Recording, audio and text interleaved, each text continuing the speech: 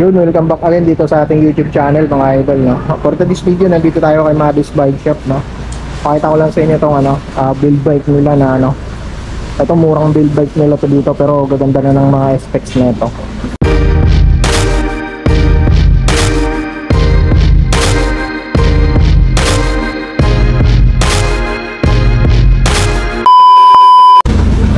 Tapos yung frame nito is Mountain Peak na.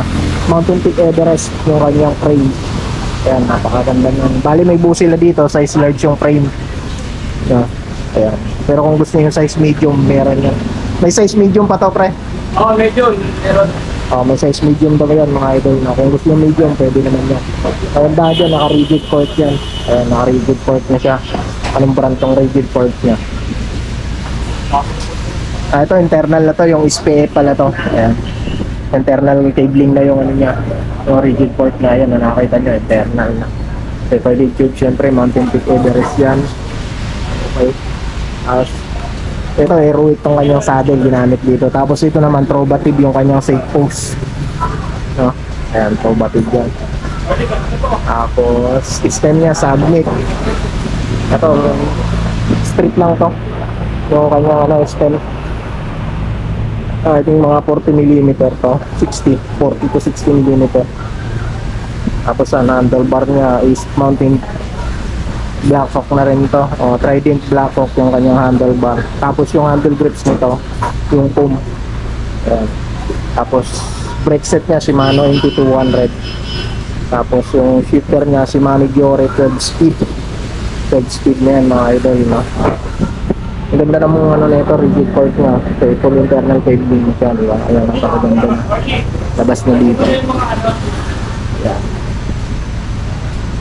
Tapos, safe post clamp, ayan, Moser. Yung kanyang safe post clamp, napakaganda ng safe post clamp niya. Tapos, itong niya, as sinabi ko na pala ito, Trovatib, no? Yung kanyang safe post. Okay. Tapos dito tayo sa kanya Halotech na to na aerowick 3040 aerowick XC -5 aerowick yung kanyang model name ng kanyang Halotech na aerowick. Full internal cabling to mga idol, Mountain Peak yan, Everest. Tapos dito tayo sa kanya 12 speed na to Shimano Giore yung kanyang RD. Tapos ito, Mountain Peak to, yung kanyang cabs na 12 speed na to, no? Pinakamalaki niya is 50T 1150T. Yung kanya cabs. Yan yung tunog ng kanyang hub, no? Ang hub na ito pala is LCNC, yung niya, brand niya. Magandang klaseng hub na rin yan, no? Hub na yan. Tapos sa tire na ginamit dito is Maxxis Recon Race. Ayan. Size 29 by 2.25. Ayan, skin wool na yan. Naka-skin wool siya. Yung kanyang tire. Ayan mga idol, no? Napakagandang build bike. Kung maghanap kayo ng ganyang build bike dito, marami na kay Madis Bike Shop. Tapos ayan, Shimano dito, very Halotech. Okay. Tapos ito, okay na dito ang kabila niya, Halotech mga idol na. Maganda ito para mga idol na kung gusto nyo makabil nito dito kay Madis Bike Shop, pwede nyo mabili ng home credit kung wala pa kayong pangkas dito sa Madis Bike Shop. Pero kung bibili nyo ng cash yan is, sir, magkano nga ito? 29? 28,000